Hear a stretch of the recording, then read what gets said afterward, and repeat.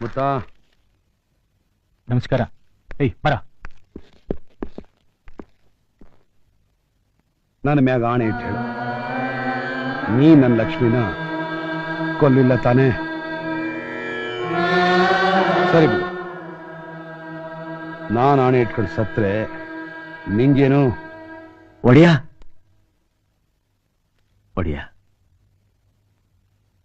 ನೀವು ನನ್ನ ಮಾಗೆ ಏಟ್ ಪ್ರೀತಿ ಇಟ್ಟಿದ್ದೀರಾ ಅಂತ ನನಗೆ ಗೊತ್ತು.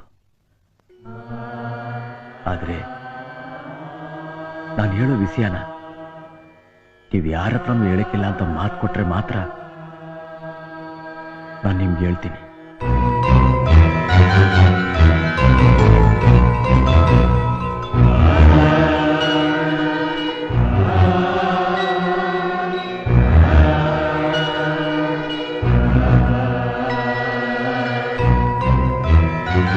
ನಾನು ಲಗ್ನನ ನಿಲ್ಲಿಸ್ಬೇಕು ಅಂತ ಓಡ್ ಬಂದೆ. ಅಷ್ಟಾಗಿ ಅಳಿಯಂದ್ರು ತಾಳಿ ಕಟ್ಬಿಟ್ಟಿದ್ರು. ಕಟ್ಟಿರೋ ತಾಳಿನ ನಾನೇ ಹೆಂಗ್ ಕಿತ್ತಾಕ್ಲಿ ಒಡೆಯ? ಅದಕ್ಕೆ ಆ ಕೊಲೆನ ನನ್ನ ತಲೆ ಮ್ಯಾಗೆ ಹಾಕೊಂಡೆ ಒಡೆಯ.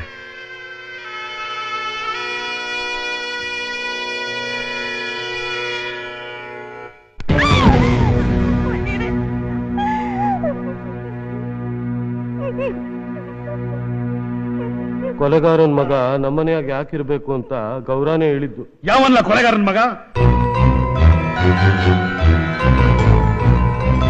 ನೋಡಿ, ಅಪ್ಪ ಮಾಡಿ ತಪ್ಪಕ್ಕೆ ಮಗ ಏನ್ ಮಾಡ್ತೈತೆ? ಇನ್ಮೇಲೆ ಇವನು ಈ ಮನೆ ಮಗ. ಯಾರಾದ್ರೂ ಇವನ್ ಮ್ಯಾಗ ಕೈ ಮಾಡಿದ್ರೆ ಹೂತಾಕ್ಬಿಡ್ತೀನಿ. ಅಪ್ಪನಂಗ್ ಮಗ ಮರ್ದಂಗ್ ನೊಗ. ಅವನ್ ಬುದ್ಧಿ ಇವನ್ಗೂ ಬರ್ತದೆ. ಅವನೇನ್ ಇಲ್ಲಿರೋದ್ ಬೇಡ, ಬೇಕಾರೆ ಯಾವ್ದಾದ್ರು ಅನಾಥಾಶ್ರಮ ಸೇರಿಸಿ ಅಪ್ಪಯ್ಯ. ಅನಾಥಾಶ್ರಮಕ್ಕೆ ಸೇರ್ಸಕ್ಕೆ ಇವನೇನ್ ಅನಾಥನಲ್ಲ, ನಾನಿನ್ನೂ ಬದುಕಿವ್ನಿ. ನಿಮಗೆಲ್ಲ ಅಷ್ಟು ಬೇಡವಾದ್ರೆ ನಿಮ್ ದಾರಿ ನೀವು ನೋಡ್ಕೋಬಹುದು. ಬರ್ಲಾ? ಏನಂದ್ರೆ ಅಪ್ಪಯ್ಯ ಯಾವತ್ತೂ ಹಿಂಗ್ ಮಾತಾಡಿರ್ಲಿಲ್ಲ, ಇವತ್ತು ಹಿಂಗ್ ಮಾತಾಡ್ಬಿಟ್ರಲ್ಲ. ಹೇಳಿದ್ರಲ್ಲ ಮನೆ ಮಗ ಅಂತ, ಯಾರು ಗೊತ್ತು, ಅವ್ರಿಗೆ ಹುಟ್ಟಿರ್ಬೇಕು.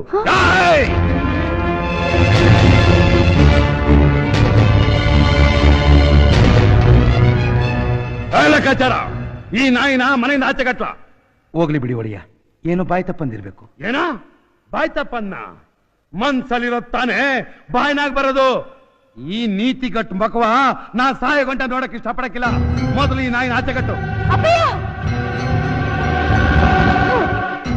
ಬ್ಯಾಡ ಅಪ್ಪಯ್ಯ, ಬ್ಯಾಡ. ನನ್ ಗಂಡ ಅದೊಂದೇ ಪಾಪಕ್ಕೋಸ್ಕರ ಇನ್ನೂ ಅವನ ಜೀವ ಸಹಿತ ಉಳಿಸಿದ್ದೀನಿ. ಮೊದಲು ಅವನ ತೊಲಗ ಕೇಳು. ಅವ್ರು ಹೊಂಟೋದ್ರೆ ನಾ ಏನ್ ಮಾಡ್ಲಿ? ಅವ್ನು ನಿನ್ ಕುತ್ಕೆ ಕಟ್ಟಿರೋ ತಾಣಿನ ಕಿತ್ತಾಕಿ ನನಗೆ ಲಗ್ನನೇ ಆಗಿಲ್ಲ ಅಂತ ಈ ಮನೆ ಆಗಿಟ್ಬಿಡು. ಪುಣ್ಯ ಕಟ್ಕೋತಿ. ಏನಪ್ಪಯ್ಯ ನೀನು ಈ ಸಣ್ಣ ವಿಷಯಕ್ಕೆ? ಸಣ್ಣ ವಿಷಯನ ಇವನು?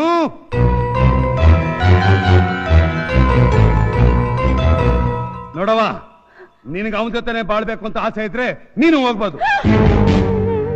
ಈಗ ಬರೀ ಕೈಲಿ ಆಚೆ ಹೋದ್ರೆ ನಾವಿಬ್ರು ಭಿಕ್ಷೆ ಎತ್ಕೊಂಡು ತಿನ್ಬೇಕಷ್ಟೇ. ಲೆಕ್ಕಾಚಾರ, ನಮ್ ವಕೀಲರನ್ನ ಕರ್ಸೆ ನನ್ನ ಆಸ್ತಿಯಾಗಿ ಅರ್ಧ ಭಾಗನ ನನ್ನ ಹಿರಿ ಮಗಳ ಹೆಸರಿಗೆ ಬರ್ಸೋ. ಆಯ್ತು ಒಡೆಯ. ಅದಕ್ಕೆ ಮುಂಚೆ ಕಳ್ಸಿವ್ರನ್ನ ಆಚೆಗೆ.